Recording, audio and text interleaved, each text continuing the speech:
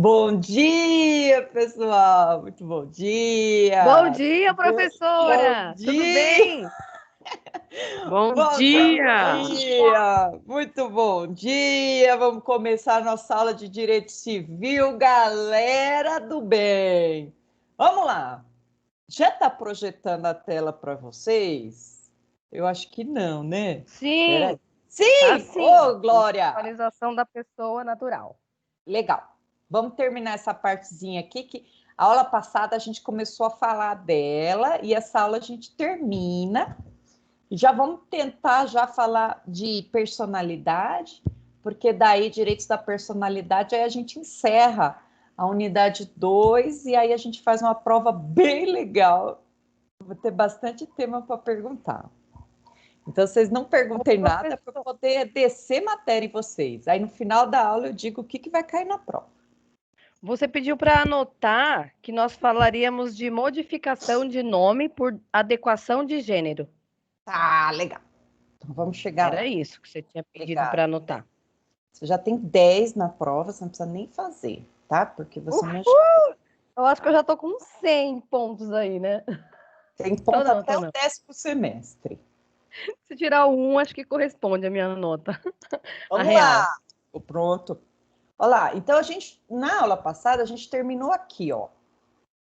A gente estava falando sobre a individualização da pessoa natural. E uma coisa que individualiza a gente, que torna a gente único, é o nosso nome. O nome torna a gente único. E a gente fala que o nome ele é formado pelo prenome e o sobrenome, né? O prenome que seria o nosso nome, o primeiro nome pode ser simples, composto e sobrenome. Depois nós falamos que existe um princípio da imutabilidade do nome. O nome é imutável, salvo algumas exceções e mais algumas que a jurisprudência traz para a gente. Onde que está o nome? Está lá na Lei de Registros Públicos, essa lei que vai dizer das alterações do nome. E olha, gente, o que tem de gente que não gosta do nome não é brincadeira, né? E o nosso direito civil, ele está avançando, e ainda bem, né? Para que as pessoas se sintam felizes e bem consigo mesmas. E parte disso é o nome. Imagina você não gostar do seu nome, cada vez que alguém te chama, causa aquele constrangimento, né, para você. E aí as pessoas ficam perguntando, mas por que e tal? É individual. Eu, muitas vezes, pessoal, nesse meu tempo de magistério, alguns alunos chegam para mim e falam assim, professora, não me chama de tal nome, me chama assim. Eu respeito, e a maioria das vezes, às vezes só quando é algum erro, esquecimento mesmo, que eu chamo na chamada, né, pessoa, mas eu procuro sempre respeitar, porque eu imagino tanto que é dolorido você não gostar do seu nome, né? Ótimo. Então, a lei vai permitir algumas alterações. E um processo bem facinho que a gente faz como advogados, pessoal, é esse pedido de retificação de assento. A gente vai lá, faz uma petição inicial, pede para o juiz a alteração do nome e coloca aqui alguma das causas que permite essa alteração. E aí eu disse para vocês, né, que existem algumas sem passar pelo juiz e algumas causas que existem que é possível a gente alterar o nome. Aí coloquei exposição ao ridículo, erro gráfico evidente, uso prolongado e constante de nome diverso daquele que figura no registro, primeiro ano após a maioridade, infelizmente isso não é divulgado, né? Tanta gente que queria alterar o nome e não sabe, então tem dos 18 aos 19 só para alterar e nem fica sabendo. Inclusão de alcunha, gnome, aqui não tem idade, homonímia, e aí a gente falou na aula passada, né, que, poxa, quanto problema pode trazer, e aí acho que foi a Rayane que falou que o pai dela já sofreu com esse tal de homonímia, alguém com nome igual ele, devendo em tudo que é lugar. Adoção, posso colocar, e tradução. Tem mais, tem mais. Mudança do estado civil, testemunha ameaçada, Eu posso, lá na lei de proteção às testemunhas, alterar o nome da pessoa, né? Se essa pessoa for testemunha de algum crime, vier a depor, para que ninguém ache ela depois. Abandono afetivo, eu posso tirar o nome. Adequação de gênero, inclusão do sobrenome paterno. Deixa eu só deixar essa adequação de gênero para falar já já. Acho que eu não falei. Inclusão do sobrenome materno ou inversão da ordem dos apelidos de família. Posso incluir o nome da mãe, se não tiver.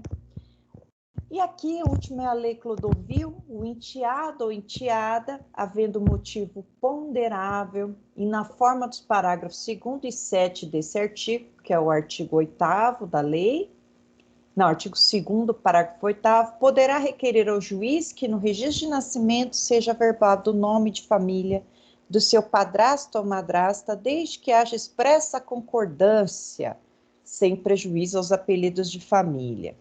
Eu posso, então, fazer uma homenagem, né? A história veio como uma homenagem ao padrasto ou madrasta, que às vezes criaram uma pessoa, posso colocar o nome deles. Então, vejam que essa alteração de nome aqui, ela não é tão imutável assim. Existem, só aqui eu enumerei 14 possibilidades de alterar. Vamos falar um pouquinho sobre adequação de gênero. E é importante que a gente estude isso, é importante que a gente saiba, né? A gente primeiro precisa fazer uma diferenciação importante. O que é adequação de gênero? Diferente de condição sexual. Condição sexual, mais simples, né?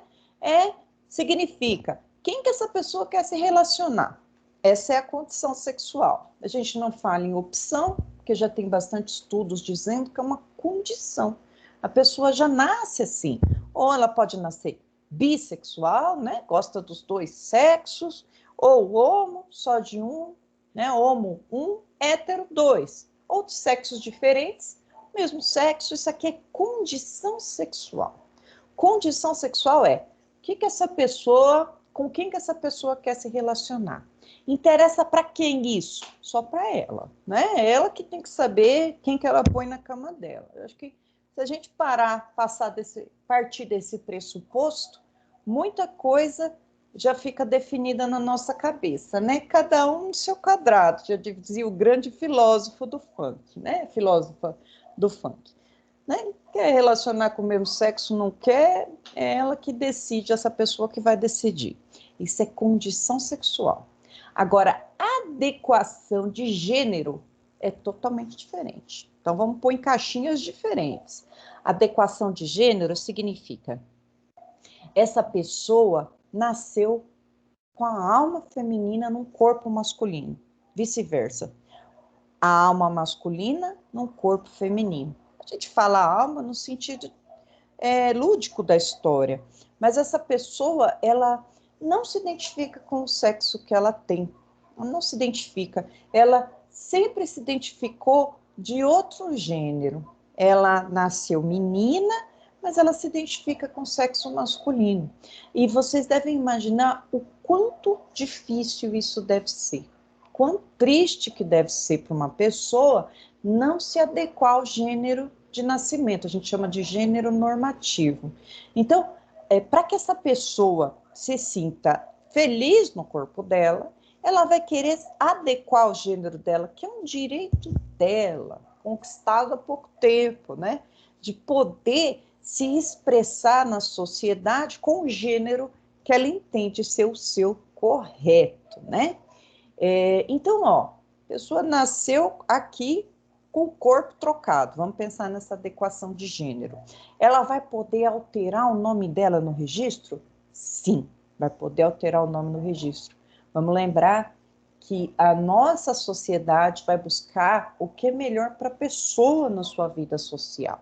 Eu não concordo, então não troque seu nome, né? Fica com seu nome ali. Agora, o que o outro vai fazer é o outro que decide, já que ele está lidando com a vida dele. Eu tenho essa opinião bem sedimentada, bem cristalizada, fora questões religiosas, que a gente está tratando de direito, né? Direito e religião a gente tem que colocar em caixinhas diferentes também, aqui a gente está lidando com o direito das pessoas, então a gente não pode impor nossa crença goela abaixo das outras pessoas, a gente cuida do nosso. E aqui a gente fala de adequação de gênero. É um tema que gera muita polêmica, muita discussão, e eu não sei por que isso, né?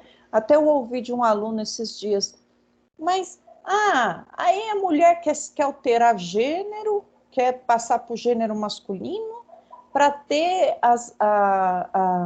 os benefícios dos dois gêneros, feminino e masculino.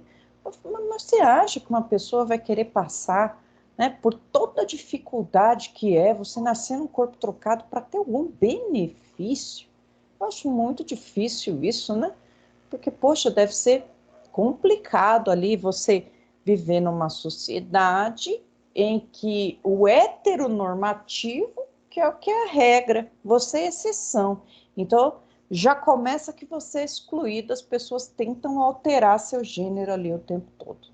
Eu acho que vigorando o respeito e o que cada um entende para si, já seria uma beleza, né? Pensando que o Brasil é um dos países que mais matam pessoas homossexuais e pessoas transgênero, né? Pensando que o ódio por essas pessoas é muito grande. E a psicologia vai ensinar, né? Vai dizer para a gente que quem odeia o homossexual, o porquê disso, né? Mas não cabe aqui. Daqui a pouco vocês vão ter a matéria psicologia aplicada ao direito, se não tiver, vocês vão ver o que é a formação reativa. Por que as pessoas odeiam quem pensa diferente, né? Vamos lá. E aí, ó, na adequação de gênero, ela pode também adotar o tal do nome social. O que é o nome social, né? É um nome pelo qual ela quer ser chamada. Eu tenho esse decreto aqui.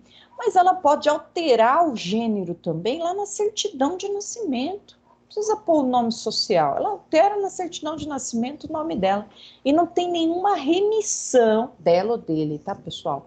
Aí a gente vai chamar de mulher trans, homem trans, mulher cis, homem cis. Aqui é só para a gente saber a nomenclatura, porque quem nasce com o gênero certo, entre aspas, né? A gente fala de cis. E quem nasce com gênero trocado, trans. Então, simplesmente transmudou. E aí, ela pode alterar o registro? Pode.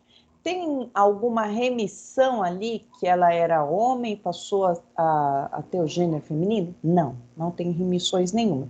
E vice-versa para homem também. Então, olha, gente, nós aqui, operadores do direito, a gente tem que tratar isso com a seriedade devida, porque é a vida de uma pessoa. Imagina o quão feliz uma pessoa não fica, né? Não deve ficar, podendo, em sua documentação ali, ter a adequação do gênero, né? Porque estava inadequado antes, agora está adequado. Pronto. A adequação de gênero, inclusive, tem uma normativa do CNJ autorizando os cartórios a alterarem o nome. Perfeito. E acabado. Então, falamos sobre o nome, que é uma forma de identificação da pessoa. Tá lá o nome na carteirinha. Só mais uma observação. A partir do momento que você adequa o gênero, né, é mulher para todos os efeitos e é homem para todos os efeitos, inclusive efeitos legais. O que eu ia falar que me fugiu da cabeça? Eu coloquei gênero, em vez de colocar o, coloquei zero. Não, foi isso que me distraiu. Vou lembrar e já falo para vocês. Acho que só. Se eu lembrar de mais alguma coisa, eu falo para vocês. Outra coisa que individualiza essa pessoa, além do nome, é o estado. Estado? Olha lá. Modo particular de existir de cada um. Ele divide-se em estado individualizador, individual, família e político. Por isso que a gente fala qual que é o seu estado civil, qual que é o seu estado familiar. Então, ó, qual que é o estado individual?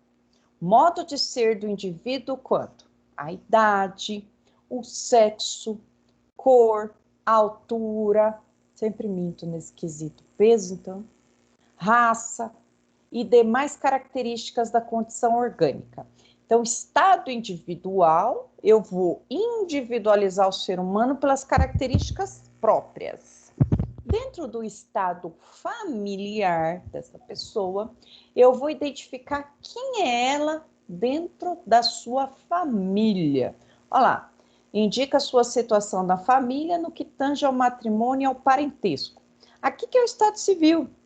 Casado, solteiro, se é pai, se é filho, se é irmão. Parentesco pode ser tanto sanguíneo como afinidade, né? Eu tenho, por exemplo, um tio que não é tio, né? Um vô que pode não ser vô, é vô de criação. Esse aí é o estado por afinidade. E por fim, estado político. Eu vou individualizar se a pessoa é nacional, nata ou naturalizada. Eu acho que vocês estão aprendendo isso em direito constitucional, ou vão aprender ainda, né? Que nós temos o brasileiro nato, o brasileiro naturalizado, o estrangeiro, todo mundo tem direito fundamental aqui. E essa individualização aqui nós vamos colocar, vão constar em vários documentos da gente. Se a gente é solteiro, se a gente é casado, nacional, estrangeiro. Por exemplo, né, um estrangeiro não pode ser presidente da República, não pode ser ministro do STF, por aí vai. As diferenciações são poucas, mas existem diferenciações no indivíduo, então, quanto ao Estado. Vamos lembrar, familiar, individual e político. E por último, qual que é a diferenciação aqui? Domicílio. Que história é essa de domicílio? Domicílio é o lugar onde você permanece com ânimo definitivo. Aqui seria, para ficar um pleonasmo, bem pleonasmo de professor, onde você fica querendo ficar, né? Esse conceito reúne dois elementos, o elemento psicológico e o físico. Quero morar aqui, aqui é minha residência. E esse domicílio aqui, pessoal, ele serve para que encontrem a gente, né? Eles vão lá buscar a gente para receber, por exemplo, uma notificação judicial, o SPC Serasa encontra a gente, né? Os credores encontram a gente no nosso domicílio. E aí, quando a gente coloca lá na petição qual que é o domicílio, onde a pessoa mora. Vamos lá, e nós temos os tipos de domicílios aqui. Domicílio voluntário, que isso? Aonde eu me fixo, eu quero morar onde? Fala assim, ó, fixado de maneira livre, ou seja, onde eu moro, como se fosse livre, né, pessoal? Poxa, eu moro em Taboão da Serra quando eu gostaria de morar na Europa. Então não é tão livre assim, as condições fazem com que a gente more em algum lugar, né? Meu domicílio fixado de maneira livre, onde eu moro, né? Moro aqui, mas eu posso morar em Taboão, Itapeceri, onde for, que eu me fixei residência, estou lá, de maneira livre. Eleição, município de eleição ou especial. Aqui, quando a gente trata do município de eleição, quer dizer, quando eu faço um contrato, eu posso colocar um foro de eleição. O que significa isso, pessoal? Acho que vocês já devem ter ouvido aí nas andanças de vocês o tal do foro de eleição. Significa que a gente estabelece que naquela relação jurídica pactuada, se tiver alguma discordância, qual foro competente para a gente resolver essa pendência? Vamos pensar que eu comprei aqui um carro, e aí no contrato vem que eventuais questões serão dirimidas no Foro de São Paulo, Tatuapé. Poxa, mas é longe da minha casa pra caramba. Não importa, você elegeu esse foro ali. Geralmente já vem pré-estabelecido, a gente não elege nada, né? Mas já está lá aquele foro competente. Os problemas que advierem daquele contrato, lá no foro de Tatuapé, que vai decidir. Esse é o foro de eleição. Mas esse foro é furada, né? Se for direito do consumidor, pode colocar a eleição que for ali, que a lei do consumidor vai dizer que vai ser a melhor para o consumidor. Mas vamos pensar num contrato que foi feito bonitinho, as duas partes podendo escolher um determinado foro. Vai ser esse o competente para dirimir as causas judiciais. Depois, foro plural, plural. O domicílio poderá também ser plural, desde que a pessoa tenha várias residências e viva aqui alternativamente. Aqui a pessoa pode ter mais de um domicílio, né? Nesse caso, para a gente achar essa pessoa, a gente pode pôr mais de um. Vamos lá e coloca, olha, ela está aqui, aí o oficial de justiça vai lá. Não acha? Põe outro. Ou já coloca todos os foros que essa pessoa tenha, né? Essa aqui é a diferença. Ela fixou domicílio em vários lugares. Geralmente, né, nas ações de alimentos, a gente não sabe onde que o pai mora, ou a mãe, a gente coloca lá o lugar do trabalho, porque ali é infalível, né? Vai achar a pessoa no lugar do trabalho. Mesmo a lei trabalhista dizendo que o foro do trabalho é só para questões pertinentes ao direito do trabalho. Mas não, a gente joga lá onde achou, né? Onde eu encontro essa pessoa. E por fim, nós vamos ter o foro necessário ou legal. Olha lá, aqui são algumas pessoas que a lei vai dizer onde encontrá-las. Tem como domicílio necessário a casa dos pais, tutores ou curadores para os menores ou interditos. Então, lembra daqueles tais dos incapazes, né, que a gente estudou? Qual que é o foro se eu quiser demandar essas pessoas? Lembrem-se que eles têm personalidade jurídica. Nasceu com vida, tem personalidade jurídica. Onde eu encontro essa pessoa para demandar? Na casa dos pais deles. Então, é o domicílio necessário ali. Se for tutor ou curador, pessoa que está tomando conta no lugar dos pais, tutor para os menores de 18, curador para os maiores de 18 incapazes, também na respectiva casa do tutor ou do curador. Esses têm o domicílio necessário. Então, para essas pessoas, nem adianta colocar um foro de eleição lá, vai ser no Tatuapé, vai ser Santo Amaro, que não adianta, é no domicílio dos pais que eles serão demandados. A petição tem que ir para lá. Domicílio necessário é aquele que é estabelecido por lei ou judicialmente e terão domicílio necessário o incapaz, servidor público. Onde eu acho o servidor público? Lá na repartição pública dele. Militar, também, eu vou achar onde ele está lotado. Marítimo e o preso. O preso também eu tenho um domicílio necessário. Onde que está isso, pessoal? Os domicílios necessários? Artigo 76 do Código Civil. São pessoas que, para eu demandar, eu já sei para onde eu vou mandar a petição. É muito simples aqui a história do domicílio. Qual que é a maioria absoluta aqui, né? Domicílio voluntário, onde a pessoa fixa a residência. E aí eu coloquei aqui para nós, né, o domicílio no Código Civil. Recortei e colei aqui para não ter que ficar toda hora indo trocar de tela. Então, artigo 70. O domicílio da pessoa natural é o lugar onde ela estabelece sua residência com ânimo definitivo. Não está lá passando uma temporada, ela está lá pensando em ficar. Artigo 71. Se, porém, a pessoa natural tiver diversas residências onde alternativamente viva, consider-se-á domicílio qualquer uma delas. Tem o caso da Psirica, Taboão, tem o casa na praia, mentira, né? Tem o casa de veraneio, tem uma casa de inverno, olha lá. Qualquer um pode me demandar, se eu viver alternativamente cada uma delas. É também domicílio da pessoa natural quanto às relações concernentes à profissão, o local onde ela é exercida. Olha lá, relações concernentes à profissão. Parágrafo único. Se a pessoa exercitar a profissão em lugares diversos, cada um deles constituirá o domicílio para as relações que correspondem. Então, eu só posso citar uma pessoa, intimar no local de trabalho dela, se a demanda tiver a ver com a profissão dela.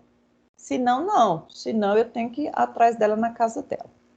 Na prática, a gente joga lá que se achar, achou, né? Porque o processo é um meio para você conseguir um fim, não um fim em si mesmo, né? O processo está ali para a gente encontrar. Encontrou a pessoa para responder o processo? Maravilha. 73.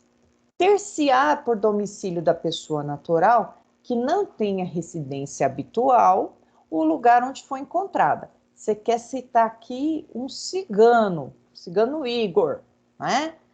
Engravidou do cigano Igor lá da novela Explode Coração. Professor, como você sabe? Porque eu assisti no YouTube, não é do meu tempo. E aí o cigano Igor bonitão, né? Ele é meio inexpressivo, mas bonitão. Teve um filho com o cigano Igor. Onde eu acho o cigano Igor? Né? Onde ele estiver ali, pô, ele está ali perto da marginal, né? Manda o oficial de justiça lá atrás dele, qualquer lugar, duro vai se achar, né? Porque até chegar lá para o oficial de justiça cumprir o mandato, ele já saiu daquele lugar. 74. Muda-se o domicílio, transferindo a residência com a intenção manifesta de mudar. Parágrafo único. A prova da intenção resultará do declarar a pessoa as municipalidades dos locais que deixa e para onde vai, ou, se tais declarações não fizer, a própria mudança com as circunstâncias que acompanharem. Como que eu mudo de um lugar para o outro? Qual que é o certo? Você ir lá avisar na prefeitura que você mudou, né? Olha que bonitinho. Quem fez isso, né? Não sei, eu não fiz quando eu mudei, né? Não, ninguém faz. Mas se eu não fizer essa declaração, tá vendo que não é obrigatória, né? Não preciso lá na prefeitura declarar que eu estou mudando. A própria mudança, né? Já faz com que eu troque de domicílio. Eu posso ir para qualquer lugar que eu quiser, com ânimo definitivo. Artigo 76. Aqui que é o importante para nós. Tem domicílio necessário o incapaz, o servidor público, o marítimo, o militar e o preso. Eu lembro que quando eu estava estudando para a OAB, eu lembro que eu usava uma frase assim, minha mãe saiu mais Inês. Deixa eu ver se dá certo aqui, ó. Minha mãe saiu e o preso. Minha mãe, peraí. Minha mãe saiu. Cadê? Tem que achar o preso aqui, não cabe na coisa. Não, não sei, galera. Eu sei que eu tinha, Para ó, pescar, professora. para Para pescar, pescar. Pronto. para pescar. Minha mãe saiu. Ó, tem 3 M, né? M, não, um. Minha mãe saiu. Mas Inês para pescar. Pronto. Parágrafo único. O domicílio do incapaz é o do seu representante ou assistente. Quem representa? Até 16. Quem assiste? Dos 16 aos 18. Do servidor público, o lugar que exercer permanentemente suas funções, né? Trabalho na Câmara dos Vereadores, é lá que é o meu domicílio. O militar, onde servir, sendo da Marinha ou da Aeronáutica, a sede do comando a que se encontrar imediatamente subordinado.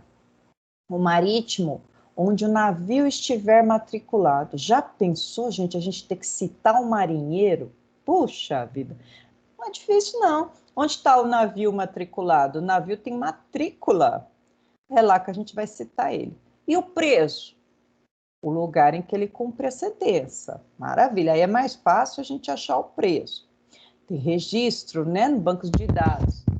O agente diplomático no Brasil, que citado no estrangeiro alegar extraterritorialidade, sem designar onde tem no país seu domicílio, deverá ser demandado no Distrito Federal no último ponto ou no último ponto do território brasileiro onde esteve.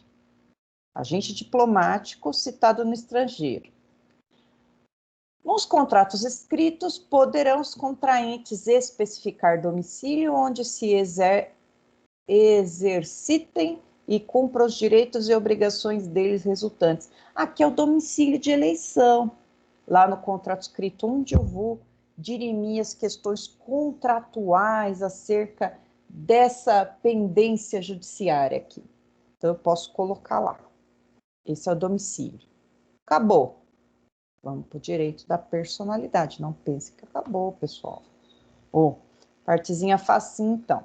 Então, ok com os nomes. Ok com a alteração de nome. Registro de assento. Deixa eu só tentar clicar aqui para mostrar para vocês aqui esse decreto do nome social. Mas vai aparecer. Ixi, vai demorar. Do CNJ. Não está mais compartilhando a tela. Deixa eu fechar. Eu vou depois deixar, eu não sei se eu deixei esse slide, mas eu vou deixar para vocês lá. Vamos ver se aparece aqui. Vou compartilhar o outro até esse aparecer, porque quando eu ponho para abrir, ele abre pelo Microsoft Explorer. Eu não sei mudar. Vamos lá para o direito da personalidade aqui. Vou falar um pouquinho do direito da personalidade. Antes disso, até agora não abriu, não tem problema.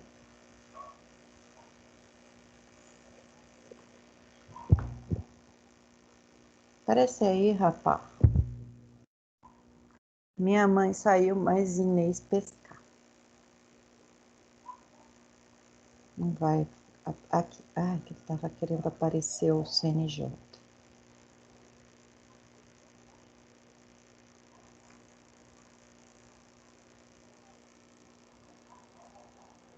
Vou fechar esse. Oh, gente.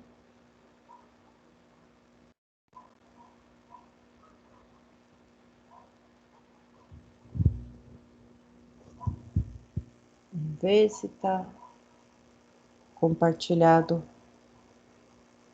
Ah, compartilhou. Estão vendo aí direitos da personalidade? Alô? Sim, estamos. Obrigada. Vamos lá. O que é esse raio de direito da personalidade? É a crista da onda no direito civil. Direito da pessoa humana, como ela se expressa, olha lá. São direitos subjetivos que toda pessoa tem para a defesa da sua integridade física, moral e intelectual. Gente, o direito civil vai dividir a pessoa em integridade física, moral e intelectual. Você é um ser físico, um ser moral e um ser intelectual. O que vai abranger, então, os direitos da personalidade. Daqui, desse direito da personalidade, que vão surgir a reparação dos danos morais. Esses danos morais, eles podem ser estéticos, eles podem ser danos psicológicos, eles podem ser crimes contra a honra, injúria, calúnia, difamação. Quando fere algum direito da personalidade, nós teremos, então, a tal da indenização por danos morais. Eu acho que todo mundo nessa sala de aula virtual já ouviu falar de reparação por danos morais. Primeira coisa, né, pessoal? Nomenclatura. Quando a gente fala em dano moral, a gente nunca fala como profissional, eu vou lá no judiciário pedir dano moral. O dano moral você já teve, ou seu cliente já teve. O que a gente vai pedir é a reparação, né? Se vem um aluno e coloca lá que ele vai pedir dano moral, eu não tapa na orelha dele, fala, pronto, seu dano moral já está aqui, quer mais? Porque ele já teve o dano moral. O que ele vai pedir é reparação do dano moral. Esse tapa na orelha aqui é para enfatizar, já que eu não sou uma pessoa violenta, é para enfatizar que qualquer dano à personalidade vai ser reparado e pode ser reparado com dinheiro ou uma retratação, por que não, né? Fazer a pessoa se retratar. Dano moral, então, é a reparação ao dano à personalidade da pessoa. Quais são as características dos direitos da personalidade? Lembrando, né, que o direito da personalidade é aquele direito inerente à pessoa humana que a gente adquire com nascimento, com vida. Olha lá. E aí traz algumas características que vão estar lá na apostila, que vocês precisam ler. Eu acho que eu estou na seção 2.4. E eles são intransmissíveis. Eles não se separam das pessoas. Eu não transmito a minha honra para que outra pessoa decida por mim, né? Intransmissíveis. O direito à personalidade, ele só pode. Quem pode dizer se a personalidade foi abalada é só aquela pessoa. Outra pessoa não diz por ela. Vamos pensar que eu, Marisa Rossafa, estou no Big Brother Brasil. Para de falar que eu saio na primeira semana, porque eu vou arrumar briga com o povo. Não é. Mas vamos pensar que eu estou lá no Big Brother Brasil, bela e formosa, do jeito que eu sou maníaca, né? O primeiro que aparecer ali e fizer xixi em volta da privada, respingando em tudo, eu vou partir para porrada com uma vassoura, né? E aí a pessoa vai lá e me xinga. Louca, neurótica. E processar todo mundo. Oi? Vai processar todo mundo. Né? Eu tô lá dentro do Big Brother. E aí, vamos supor, né? Que eu tô lá e aí a pessoa vai e me xinga. Fala assim, você é doida, maluca, neurótica, corintiana, começa a falar um monte de mim. Vejam, será que alguém da minha família aqui fora pode achar, né? Falar assim, não foi dano moral, não. Ah, não, isso aí não abalou a Marisa, não. Pode até comentar, mas quem vai dizer se houve abalo à personalidade sou eu, já que eu não empresto o meu sentir para outra pessoa. Por isso que eles são intransmissíveis. Quem vai dizer se abalou ou não sou eu. Eu não alieno isso para outra pessoa. O direito da personalidade também é irrenunciável. Quando a gente fala que ele é irrenunciável, significa dizer, eu não posso dispor desse direito. Eu não posso ser humilhada em público e achar isso bonito. Eu não posso renunciar ao direito que eu tenho à dignidade. Por quê? Porque uma vez que fazem isso comigo, podem fazer com outras pessoas também. Faz isso comigo? Pode fazer com outras pessoas também. Um exemplo aqui, pessoal, desses direitos aqui irrenunciáveis, espera que o intervalo, só para terminar os renunciáveis aqui, é o tal, vocês se lembram, pessoal, que tinha aquele programa idiota, aquele programa que eu nem lembro o nome daquilo, que eles pegavam um anãozinho e davam um tapa na cabeça dele, pá, pedala, Robinho, pá, pedala, e o anãozinho era pago para estar ali e ele recebia uma quantia por ter essa humilhação em público. Só que o que acontecia? Vejam que o direito à personalidade dele, a dignidade dele como ser humano, é irrenunciável. E é irrenunciável por quê? Ele pode até ganhar o dinheiro dele com isso, com esse tal de bater na cabeça do anão. Mas e os outros anões que não são artistas, que trabalham, que exercem a vida deles normalmente? Tinha situações que a gente via aí de pessoas relatando que encontravam eles na rua, achavam que eles eram palhaços também, queriam bater neles, pedala. Ou outro exemplo que tem de anões, né? Se eu não me engano, é na Europa, mas eu não sei precisar o país, se é França, depois vocês procuram. Tinha um esporte lá de multimilionários que era o tal de arremesso de anão. E aqui no Brasil também imitaram isso. O que era? Contratava os anões, colocava o anão como bala de canhão e via quem conseguia tirar o anão mais longe. Olha só, coisificando a pessoa humana virou coisa. E aí aquele humano que está ali, ele pode até ganhar o dinheiro com isso. E as outras pessoas que são coisificadas com isso, será que eles aceitariam, né, ser coisificado? Inclusive, né, teve até uma reação desses artistas, não, aqui é meu ganha-pão, eu ganho muito mais como um arremesso de anão do que se eu fosse bancário, advogado, qualquer outra profissão. Eu quero continuar. Não, você quer, só que esse tipo de profissão está agredindo o ser humano como um todo. Você não pode estender essa sua, é, essa sua profissão, porque vai estereotipar. Estereotipar significa todo mundo vai achar que anão é inferior, que anão serve de bala de canhão. Isso fica no inconsciente coletivo, né? Assim como é aquela história daquelas meninas lá, paniquetes, né? Para que serve a mulher? Né? O que fica no inconsciente coletivo? Ela serve para correr de lingerie, elas servem para correr de lingerie atrás do caminhão de lixo, elas servem para escorregar num negócio de lona lá, para mostrar as partes íntimas, né? Parece que serve a mulher. Se eu raspar a cabeça dela, tudo bem, é engraçado, coloco ela debaixo de uma hélice de avião. Vejam, pessoal, estou estereotipando a mulher, está entrando no inconsciente coletivo, também numa situação pejorativa. E as outras mulheres que não tem nada a ver com isso?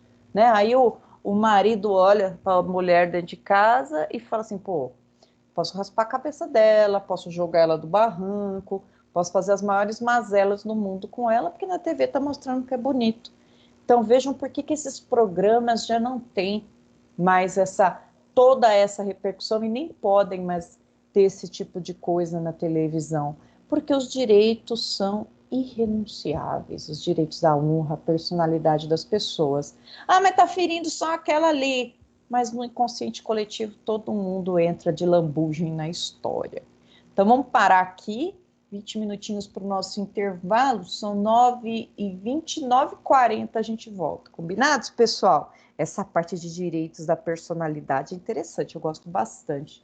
A gente chama de tutela jurídica da alma, muito legal. Daqui a pouco nós vamos falar de direito de corpo morto, direito do corpo vivo. E eu prometo que eu não vou pedir muita coisa disso aqui na prova, não, porque é uma matéria nova para vocês.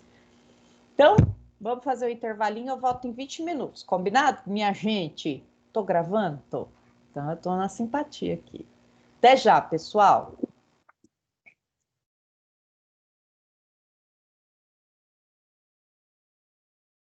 Até já, professora. Vou tomar um café também.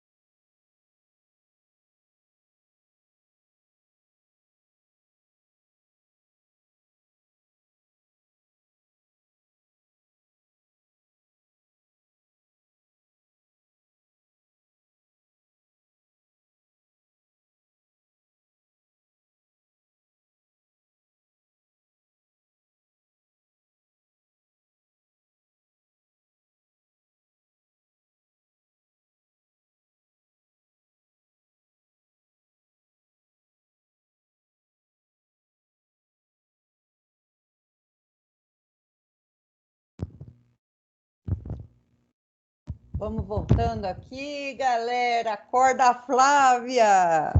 Vamos. Pois não, Melissa? Estão me ouvindo? Alô? Oi, professora, e essa sala de aula aí? Ô, Débora, parece que só tá Sim, nós duas, estamos o resto tá ouvindo. dormindo. A Você viu, eu Sara... acho que o pessoal tá acordei. meio triste hoje. Por quê, Eu galera? acordei, eu quero dizer. Tô aqui. A Flávia tá dormindo, precisa tomar um café. Não, eu acordei, pro. Acordou? Ah, então beleza. Acordei. Toma uma pinga, Flávia. A aula rolando aqui e a minha filha aqui na janela querendo pegar o passarinho. Toda hora eu olho ali. Esses passarinhos, em vez de vir aqui para morrer, né, Melissa? Poxa, gente, é difícil fazer os gostos do filho, vou te contar. Vamos voltar mas aqui para. Se ela não voar para pegar um, não deve ser nenhum crime, né, professora? Então. O nível dela de mimada tá tão grande que agora ela só come ração se for na minha mão, se eu der na boca dela. Ixi, Nossa, gente, tá tá criando um monstro aí, porque ela tá muito folgada. Tá folgada. Ontem um calor e ela dormindo encostadinha em mim. Tá calor, galera. Tá calor. Olha, vou falar para vocês um negócio. Ainda bem que não é criança mesmo, senão ia ser aquelas crianças chatas, porque eu mimo. Meu Deus do céu. Né? Vamos lá. É complicado, né, galera? Complicado. Vocês não têm filho, vocês não sabem. Cadê? Onde que eu estava? Eu estava aqui metendo pau, falando sobre os direitos da personalidade, né? Vamos. Sim. Não está mais compartilhado esse querido aqui. Vou compartilhar. Você viu a figurinha que eu fiz para me redimir daquela live? Eu adorei. Obrigada. Pois é. Obrigada. Não. Gente, eu usei aparelho uma época negra da minha vida, putz, falar para vocês, viu? De escuridão, que olha, é horrível. Vamos, vocês estão vendo o direito da personalidade todos aqui? Vamos lá! Vamos lá, Sim, estamos voltando vendo. para as pessoas humanas, voltando. Olha lá, que legal. Então, disse para vocês que ninguém pode renunciar aos direitos da personalidade. Beleza, já que se fere uma pessoa, pode ferir a toda uma comunidade, né? E a gente quer ser tratado como seres humanos dignos de respeito. Eles são absolutos. Por que são absolutos? Porque todos devemos respeitar os direitos da personalidade. Então, eles são absolutos. E na apostila está assim: os direitos da personalidade são absolutos porque impõem a todos o dever de respeitá-los. A todos cabe o dever de respeitar. Se não respeitar, indenização, reparação por danos morais. E depois, aqui está dizendo é ilimitado. Por que é ilimitado os direitos da personalidade? Vejam, eu coloquei 8 características que aparecem na apostila, mas eles não são limitados a essas 8 características. Muito mais direitos da personalidade podem surgir, né? Por isso que a gente fala que eles são ilimitados. Cada hora parece um direito diferente. Imagina se lá, né, quando fizeram o Código Civil, e ele entrou em vigor em 2002, se eles iam pensar na possibilidade de uma reparação de danos por essa exposição que a gente tem, né? Eu vi que agora, existe agora a crista da onda de você difamar uma pessoa, fazer um fake com o vídeo dela, né? Pega o vídeo dela comum, coloca palavras na boca dela, é possível, né, com um programinha, colocar palavras na boca da pessoa, ela tá falando lá, igual aquele Cacete Planeta, lembra do Fucker Sucker, que eram os policiais americanos, e eles falavam e a boca ficava assim, e a gente que é latino fala mais rápido, né? E imagina só, pegar um vídeo nosso e colocar palavras que a gente nunca disse, né? Palavras que geram uma repercussão negativa e jogar na rede. Ainda mais nessa época de eleição, né? Que tem alguns que ficam puxando o tapete dos outros. Pode existir. por isso que a gente coloca que os direitos são ilimitados, que não existe uma tabela de direitos da personalidade. Vão surgir vários direitos, e um deles aqui, ó, reparação por esse tipo de transtorno. Deve ser triste, né? Imprescritíveis. O que significa imprescritível? Prescritível é um direito que o tempo te tira, né? A ação do tempo pode tirar esse direito de você. Por exemplo, né, vamos jogar isso aqui para o direito, por exemplo, do consumidor. Você teve um problema no direito do consumidor, você tem uma reparação a fazer, e essa reparação precisa ser feita no prazo de 5 anos. Se não fizer no prazo de 5 anos, você perde direito. Se você tem, por exemplo, uma garantia de produtos duráveis, 1 mês, produtos não duráveis, 1 mês, produtos duráveis, 3 meses para pedir. Então, se acabar esse direito, a gente vai dizer que ele prescreveu. E aí, os direitos da personalidade? Será que esses direitos da personalidade prescrevem? O tempo tira? Não. Pode ser que aquela pessoa viveu um relacionamento em que toda a vida o companheiro dela destratou. Chamou de feia, chamou de burra, chamou de gorda, chamou de tudo que foi. E um belo dia ela não aguentou mais. Ela falou, não, tá bom, agora eu aprendi que não é assim que eu tenho que viver minha vida. Vai lá e processa. A defesa dele pode ser assim, não, mas toda a vida eu falei isso para ela, por que agora ela vem dizer que está ofendendo? Por que antes não ofendia? Não interessa. A partir do momento que ela vai buscar ali, o direito dela não prescreve pelo não uso. Agora ela quer usar, agora ela entendeu que ela não tem que ser chamada desse jeito dentro de casa. Olha lá. Então não vai ser o tempo que vai tirar o nosso direito da personalidade. Depois, impenhorável. O que é penhorável? Alguma coisa que pode ser tirada da gente, que a gente dá em garantia, né? Eu posso penhorar aqui, eu posso dar minha casa em garantia, e se eu não pagar, a execução vai ser o juiz mandar penhorar essa casa aqui, vai vender em leilão de asta pública, e aí o dinheiro vai ser revertido para o meu credor.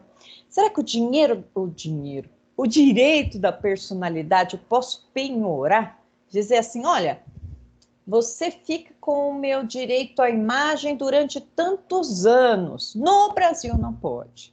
No Brasil não pode você entregar o seu direito da personalidade em troca de dinheiro. Posso ceder algum direito? Posso, mas o caráter volta para você, como caráter temporário, né? Por exemplo, direito autoral, posso ceder meus direitos autorais, direito à imagem, desde que paguem, mas ninguém vai ficar usando a minha imagem a título de penhora. Eu não tenho bem nenhum, vamos supor, vão me executar. Eu não tenho bem nenhum, não tenho casa, não tenho carro, não tenho teto, lepo, como que é essa música? Esqueci. Não tenho nada. E aí eles podem penhorar meu direito à imagem? Não podem penhorar meu direito à imagem. Querer um rim? Não podem. Já a gente vai aprender direito ao corpo vivo e ao corpo morto. Então, não penhora. Não apropriáveis, a mesma coisa, não posso me apropriar do direito à imagem de alguém. E vitalícios. O resto da vida eles vão pertencer a gente, esses direitos da personalidade. Inclusive, pós-morte, o nosso direito à honra vai permanecer, mas quem vai receber o direito à personalidade vai ser nossos herdeiros, pessoas que nós deixamos. Então, algumas características aqui para nós acerca dos direitos da personalidade. Infringir o direito da personalidade, cabe reparação. Nós vamos voltar aqui várias vezes. E aí, a reparação, o direito de buscar, aí vou prescrever. Aí essa pretensão vai prescrever, olha só.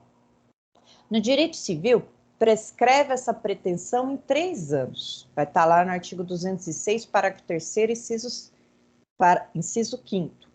No direito do consumidor, em 5 anos. Então, vamos pensar aqui, né? O fato aconteceu hoje. Aquela história que vocês viram lá na internet essa semana, né? Lá no Rio de Janeiro, que sei lá o que estava acontecendo no carro de luxo ali. Foi a mulher, jogou a garrafa na outra, aí veio a outra, foi lá, arrancou o cabelo da outra. Olha só, eu tenho aqui, gente, poxa, ali eu tenho um dano, né? Eu tenho uma reparação a ser feita.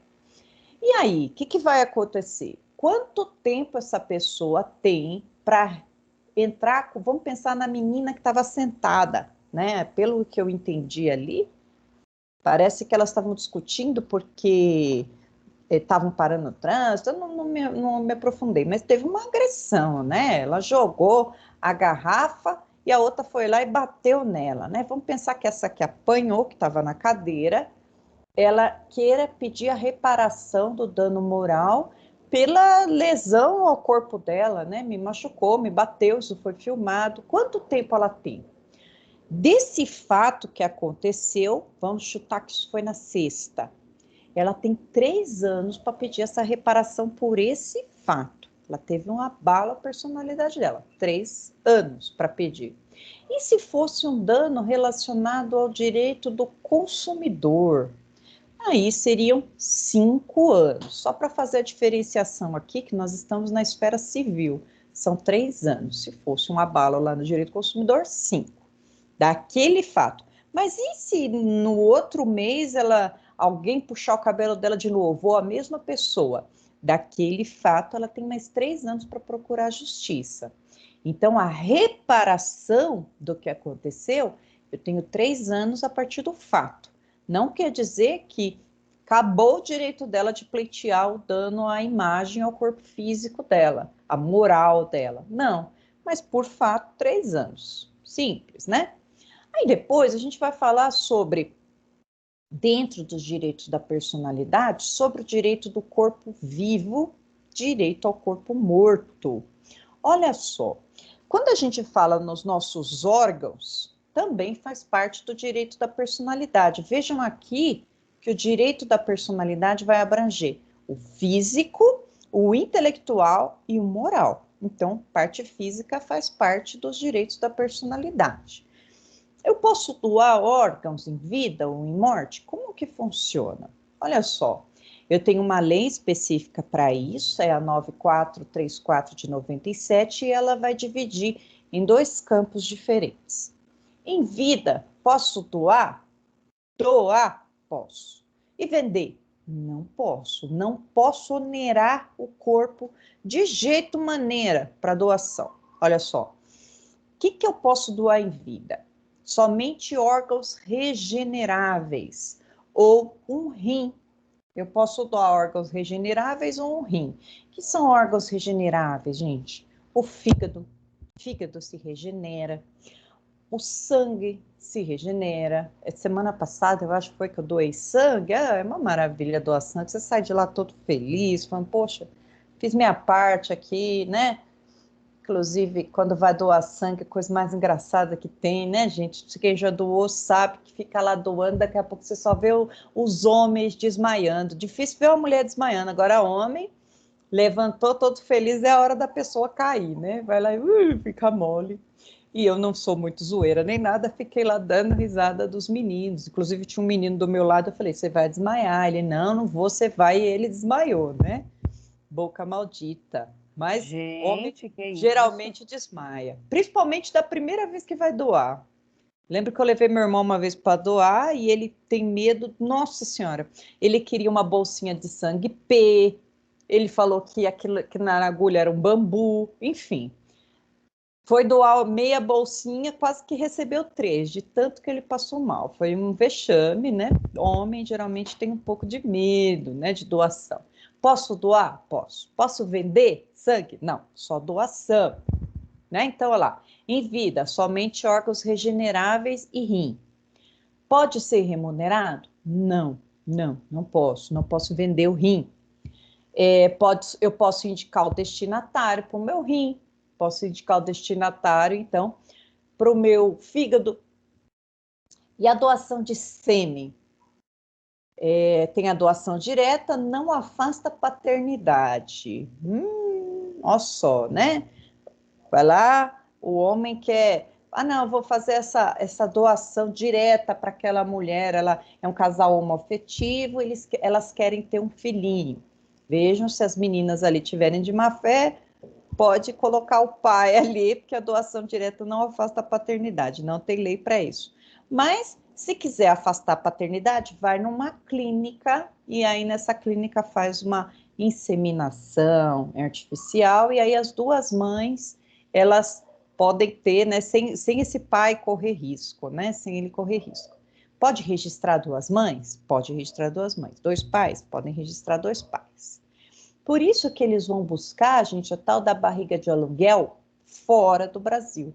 Porque fora do Brasil é permitido, né? Você ter a barriga de aluguel, né? Você vai lá e paga, né? Se eu não me engano, rumores, né? De que as celebridades americanas lá, elas não engravidam, elas pagam alguém para engravidar por elas, vai lá e faz a inseminação e, eu tô grávida, continua lá usando seu manequim 36 e quem engravida é a outra pessoa ali, né? Enfim, no Brasil a gente pode barriga de comodato, empréstimo, né?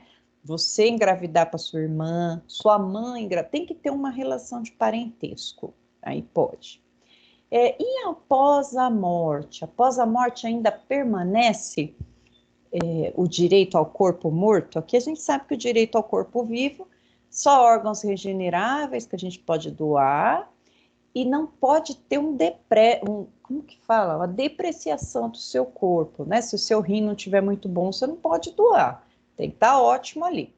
E após a morte? Olha lá. Após a morte, a doação pode ser com finalidade científica, aí eu destino para quem vai.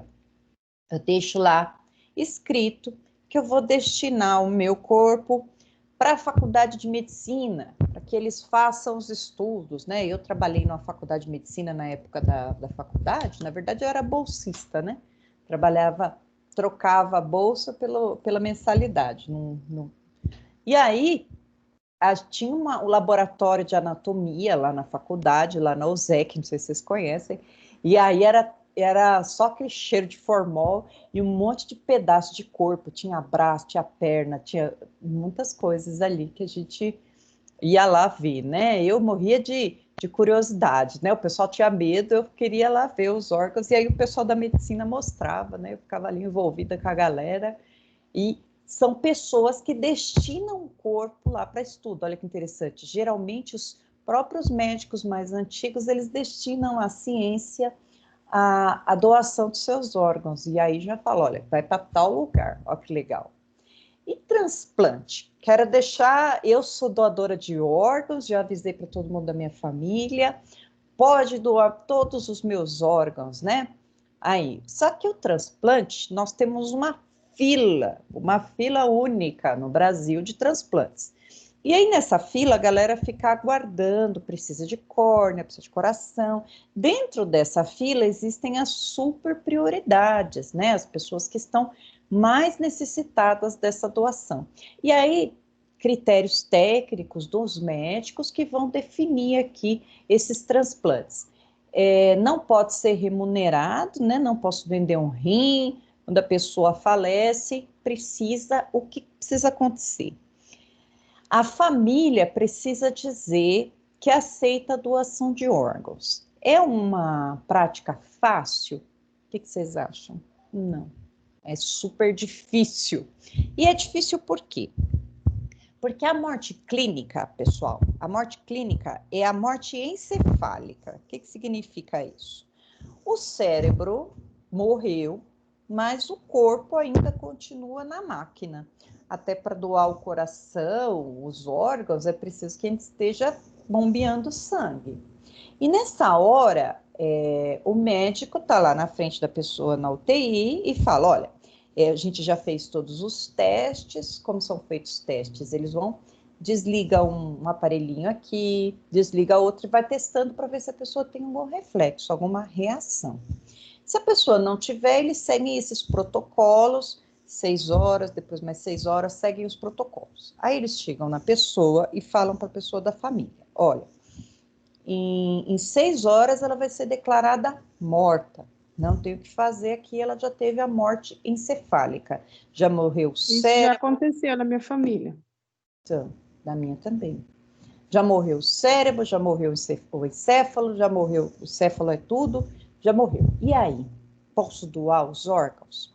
Gente, a decisão mais difícil desse mundo, porque a pessoa está ali na sua frente, quentinha, né? Você está vendo o coração bater e você fala, sim, pode doar.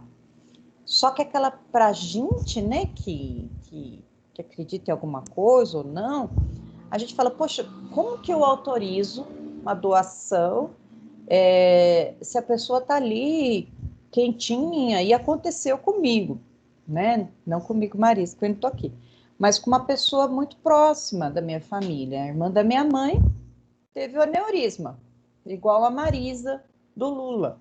Do nada, pum, estoura uma veia na cabeça. O que acontece com o cérebro? Ele incha. A calota craniana, ela não expande. Então, o que acontece com o cérebro? Meio que não tem para onde vazar o líquido e meio que explode lá dentro, né? Porque incha.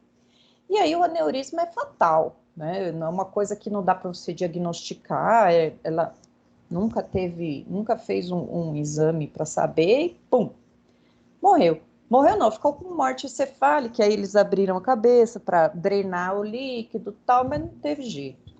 Eu lembro que o médico falou que se a gente estivesse nos Estados Unidos, a gente teria 1% de chance. Aí a gente se agarrou nesse 1% de chance, mas a gente está no Brasil. Enfim, perguntaram se eu ia doar os órgãos dela. Manuela, Por não. que você não está ao vivo? Por quê? Ai, professora, desculpa. Aí, fecha o microfone aí. Aí, galera, nesse caso, é muito difícil. Você vê uma pessoa ali, né? E sabe que ela vai morrer. Fim da história. É uma coisa que eu me envergonho muito, mas eu não consegui. A hora que eu vi minha tia ali,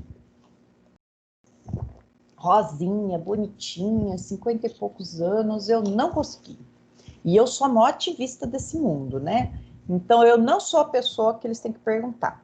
Não dá para perguntar para a filha dela, que era a única filha que ela tinha, porque ela estava totalmente passada, não tinha como. Aí eu falei, não, Marisa, e eu não tive essa coragem. Então, eu admiro muito, né, a mãe da Eloá. Essa coragem. Não dá, é difícil. A mãe da Eloá, gente, que pessoa fora do mundo. A menina de 16 anos, 15, estava nessa situação. Quentinho, coração batendo, ela autorizou doar os órgãos. Enfim, eu não sei o que move, No meu né? caso foi meningite do meu sobrinho. Olha, é muito difícil. Você vê a Morre em pessoa... menos de 24 horas. É difícil.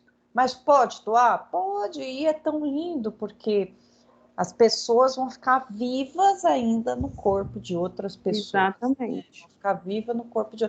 E eu achei bonito esses dias, faz um tempo, um manifesto do Chiquinho Scarpa, que ele estava enterrando uma Ferrari. Aí foi a imprensa toda lá e ele cavou, ele não, né? Ele é milionário, multimilionário, mandou cavar um buraco lá na casa dele e estava enterrando uma Ferrari.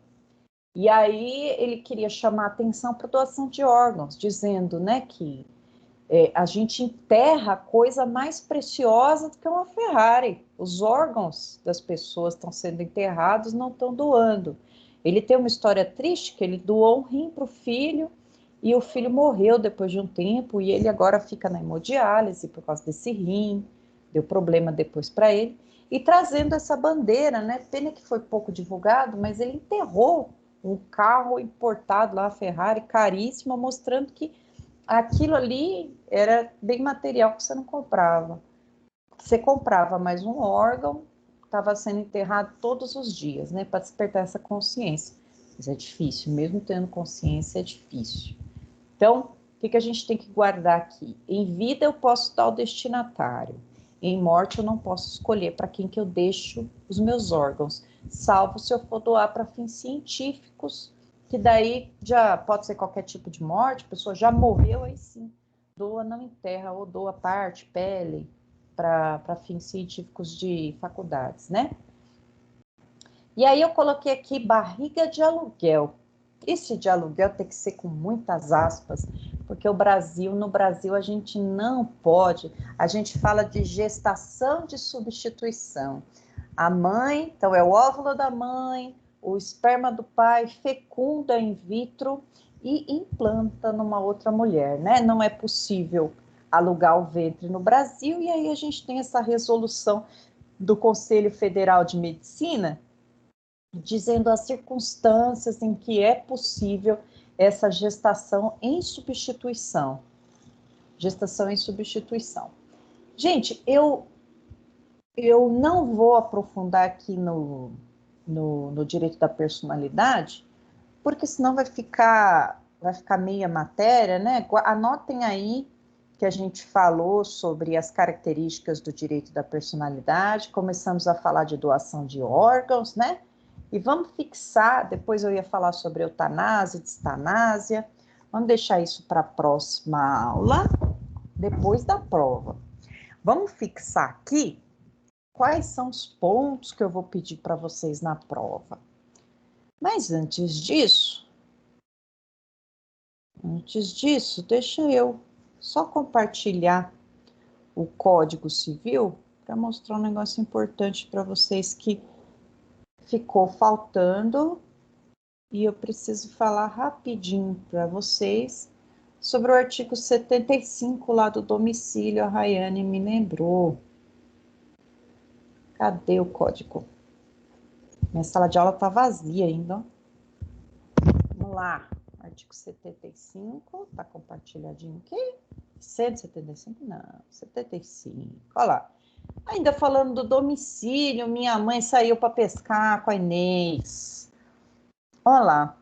Vamos lá para o artigo 75. O que ele está falando aqui, né?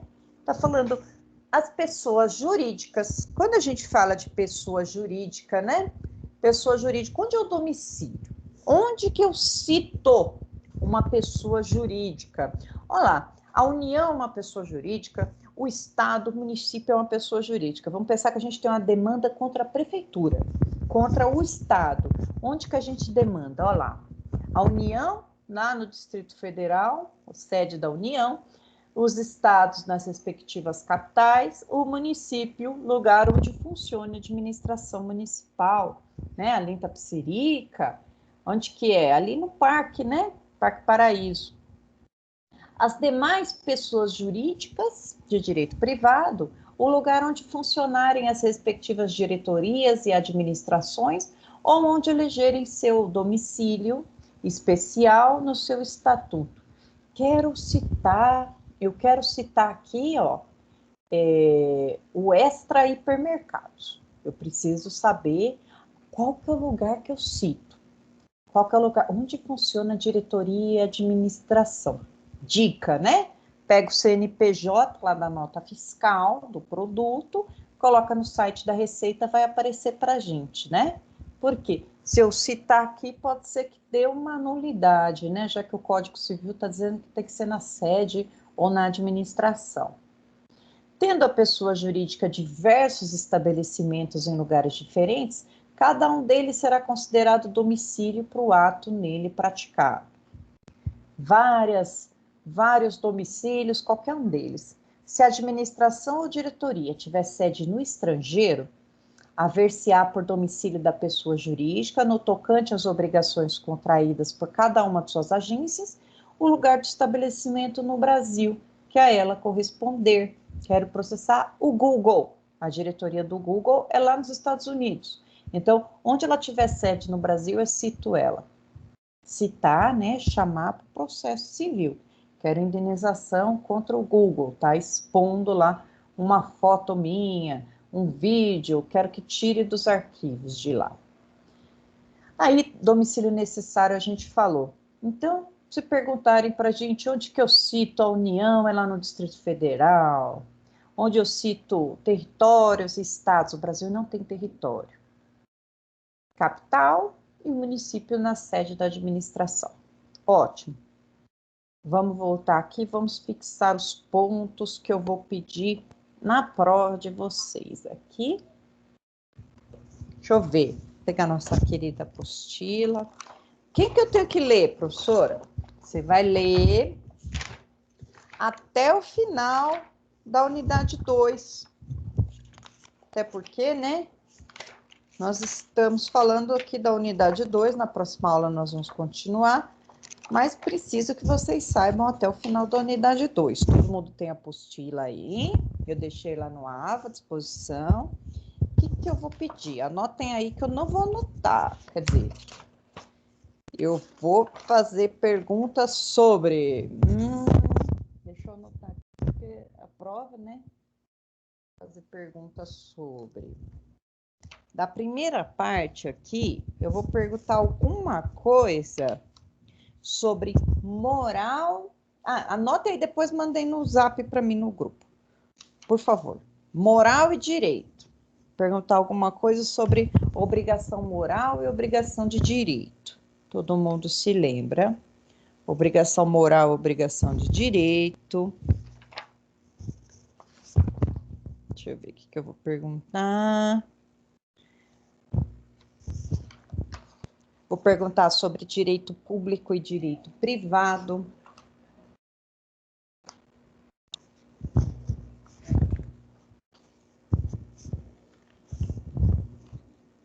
Sobre a lei de introdução às normas. Eu vou perguntar sobre publicação, vacância da lei. Vacância da lei. Eu vou perguntar sobre abrogação e derrogação. Tá bom? O que mais? Tá anotando, Débora? Vou perguntar sobre capacidade jurídica. Abrogação e derrogação. Quando a lei ela é tirada do nosso sistema inteira, abrogação. Quando tira só partezinha, derrogação. Está na seção 1.2. 1.2. E a outra é o quê, Pro? Eu vou perguntar sobre capacidade absoluta e relativa.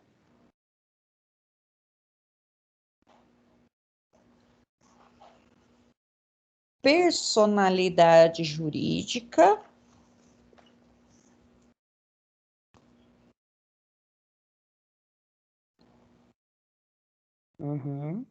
Representação e assistência. Legal.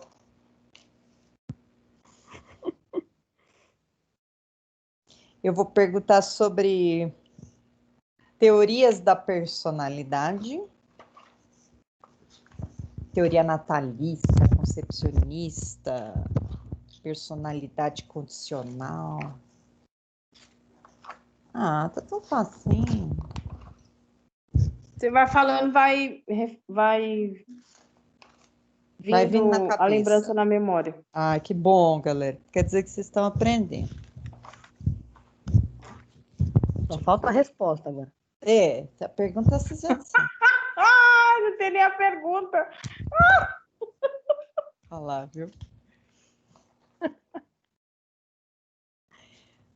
Vou te falar. Eu vou perguntar quem são os absolutamente incapazes, os relativamente incapazes, quem tem capacidade plena,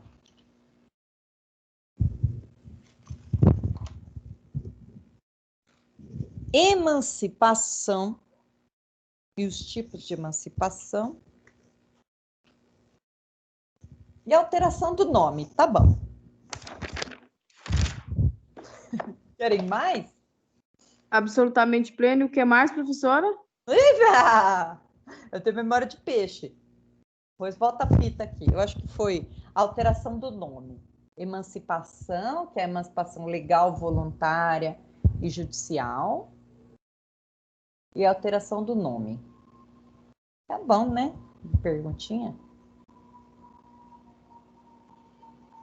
Para a gravação. Professora, teorias da personalidade é o quê? Natalista e o que mais? Concepcionista, natalista, personalidade condicional. Está lá no artigo 2º do Código Civil. Não as teorias, mas sobre o início da personalidade. Vou perguntar a diferença de personalidade para capacidade.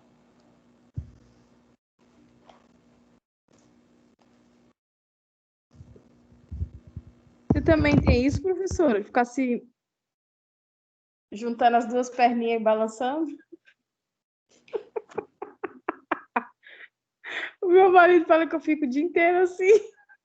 Eu não, jovem. Eu tô malhando, que vocês não estão vendo, mas eu tô fazendo agachamento. Beleza? Deixa eu parar a gravação.